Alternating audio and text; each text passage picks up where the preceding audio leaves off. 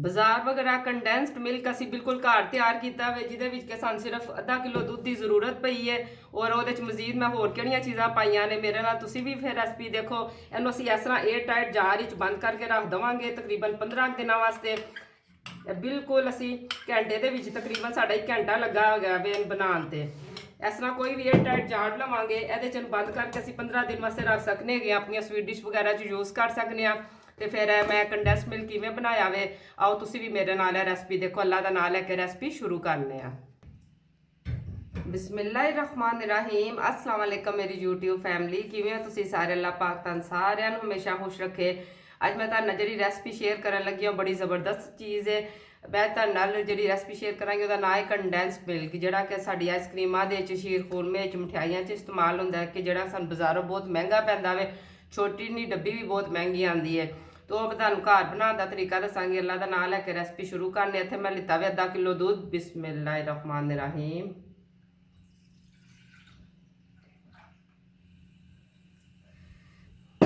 आधा किलो दूध असी 1 कप चीनी का शामिल करांगे। एवं तो असीं जो कोई चीज़ बनाने है मिठा असीं हीट ते पाने है, लेकिन यह कंडैंस मिल्क है बिल्कुल असीं बाजार वगैरह बनाना वे तो वो जी चीनी है ना बिल्कुल नाल ही पा दी जाती है। बिस्मिल्लाहिर्रहमानिर्रहीम। ਹੁਣ ਅਸੀਂ ਇਹਨੂੰ ਨਾ ਹਲਕੀ ਅੱਗ ਉੱਤੇ ਪਕਾਉਂਦੇ ਰਵਾਂਗੇ। ਤੇਜ਼ ਅੱਗ ਅਗਰ ਅਸੀਂ ਰੱਖਾਂਗੇ ਤਾਂ ਸਾਨੂੰ ਚਮਚਾ ਬੜਾ ਤੇਜ਼ ਚਲਾਉਣਾ ਪਏਗਾ। ਟਾਈਮ ਤੇ ਇਹਦੇ ਤੇ ਬਹੁਤ ਜ਼ਿਆਦਾ ਲੱਗਣਾ ਵੇ ਤੁਹਾਨੂੰ, ਤੇ ਫਿਰ ਮੈਂ ਵਿੱਚੋਂ ਕੱਟ ਕੇ ਦਿਖਾਉਂਦੀ ਰਵਾਂਗੀ। ਤਕਰੀਬਨ ਇਹ ਕਹਿ ਲਓ ਕਿ ਅੱਧੇ ਪੌਣੇ ਘੰਟੇ ਤਿਆਰ ਹੋਵੇਗਾ। ਇਹ ਹੁਣ ਅੱਧਾ ਦੁੱਧ ਹੋ ਜਾਵੇ ਫਿਰ ਮੈਂ ਤੁਹਾਨੂੰ ਦਿਖਾਉਂਦੀ ਹਾਂ। ਜਦੋਂ 5 ਮਿੰਟ ਸਾਡਾ ਮਿਲਕ ਜਿਹੜਾ ਵੇ ਪਕਣਾ ਸ਼ੁਰੂ ਹੋ ਜਾਏਗਾ, 5 ਮਿੰਟ ਪੱਕ ਚੁੱਕੇ ਹੈਗਾ, ਉਹਦੇ 'ਚ ਅਸੀਂ ਥੋੜਾ ਜਿਹਾ ਮਿੱਠੇ ਸੋਡੇ ਦਾ ਇਸਤੇਮਾਲ ਕਰਾਂਗੇ, ਕਿਉਂਕਿ ਇਹਨੇ ਦੁੱਧ ਨੇ ਬਹੁਤ ਜ਼ਿਆਦਾ ਪਕਣਾ ਹੈਗਾ ਵੇ। ਉਸ ਤੋਂ ਬਾਅਦ ਜਦੋਂ ਇਹਨੇ ਦਾਣੇਦਾਰ ਬਣਨ ਲੱਗ ਪਿਆ ਨਾ, ਖੋਇਆ ਬਣ ਜਾਣਾ, ਅਸੀਂ ਇਹਨੂੰ ਖੋਇਆ ਨਹੀਂ ਬਣਾਉਣਾ ਹੈਗਾ, ਅਸੀਂ ਇਹਨੂੰ ਕੰਡੈਂਸਡ ਮਿਲਕ ਬਣਾਉਣਾ ਵੇ। ਤਾਂ ਇਹਦੇ ਵਿੱਚ ਜਿਹੜਾ ਇਹਨੇ ਹਲਵਾਈ ਇਹ ਸੋਡੇ ਦਾ ਇਸਤੇਮਾਲ ਕਰਦੇ ਨੇ, ਅਸੀਂ ਇਹਦੇ ਵਿੱਚ ਨਾ छोड़ा या चुटकी के करीब जो ना मिठा सोडा का शामिल कर देंगे। बिस्मिल्लाहिर्रहमानिर्रहीम। नाल तेज तेज चम्मच चलानी है। ये की होगा साडा जो बिल्कुल बाजार वाले जिस डब्बिया चीज इस्तेमाल करने ना लिया के, जोड़ा कि सानू बहुत महंगा पैंदा, वारे च नहीं आता है, रोज़ रोज़ तो घर स्वीट डिशां बननियां होंदियां ने। यह बिल्कुल उस तरह का थिक जिहा साडा मिल्क तैयार हो जाएगा। हल्की अग ते मैं पका रही है तकरीबन इनू 22 तो 25 मिनट हो चुके हैं, लेकिन असी अग तेज़ नहीं करनी हैगी, ना ही ये असी मलाई आंदे नहीं हैगी है, क्योंकि असी इनू मलाई वाला नहीं बनाना है। असी इनू बनाना वे कंडैंस मिल्क, वो बिल्कुल मलाई वगैरह नहीं होंगी हैगी। अग हल्की ते मुसलसल असी चमचा चलाते रवांगे। तो तुहाडे सारिਆਂ ਨਾਲ माजरत है, मैं तुहानू कहा सी कि मैं तुहानू मिलाद की वीडियो लिया के दिखावांगी जो भी उत्थे कुकिंग होएगी। असल च मैं कल फुल तैयारी दे नाल गई सां, अपना कैमरा शैमरा लैके गई सां। उत्थे गई तो मैं हैरान ही हो गई, कबीना चेंज होई सी। कल नर्सर च ना मर्दा ने कुकिंग की है।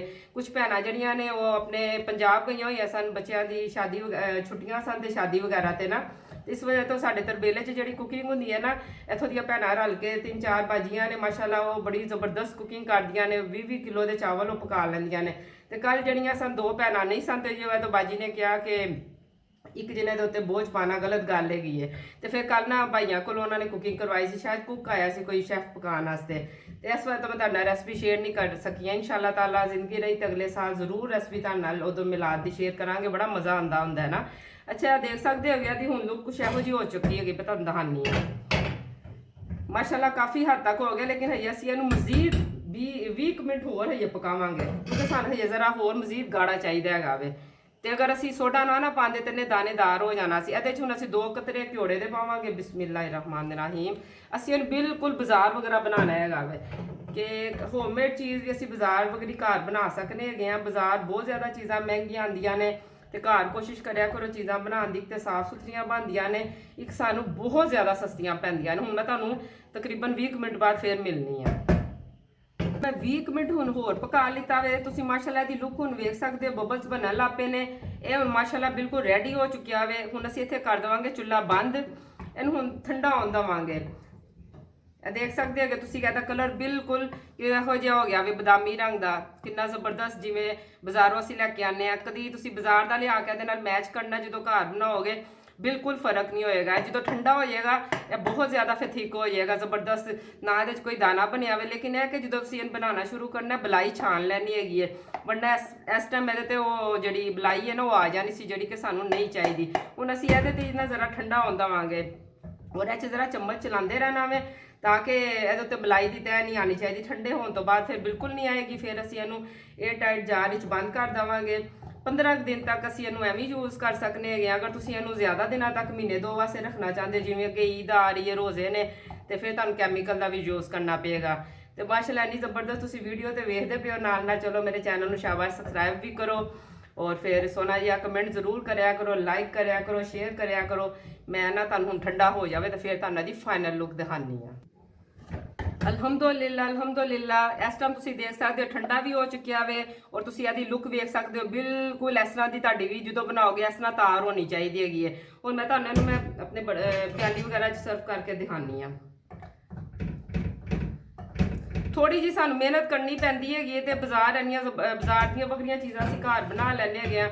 ਅਸਲ 'ਚ ਅਸੀਂ ਆਪਣੀ ਜਾਨ ਛੁਡਾਉਂਦੇ ਹੈਗੇ ਆ ਕਿ ਬਾਜ਼ਾਰੋਂ ਚੀਜ਼ ਫਟਾਫਟ ਬਾਜ਼ਾਰੋਂ ਰੈਡੀਮੇਡ ਲੈਣ ਦੀ ਤੇ ਕੰਮ ਕਰ ਲਿੱਤਾ।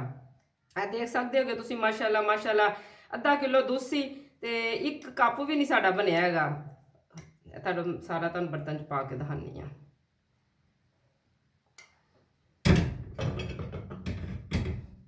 ਇਹ ਦੇਖੋ ਅਲਹਮਦੁਲਿਲਾ, ਇਸ ਤਰ੍ਹਾਂ ਹੋਣਾ ਚਾਹੀਦਾ ਬਿਲਕੁਲ।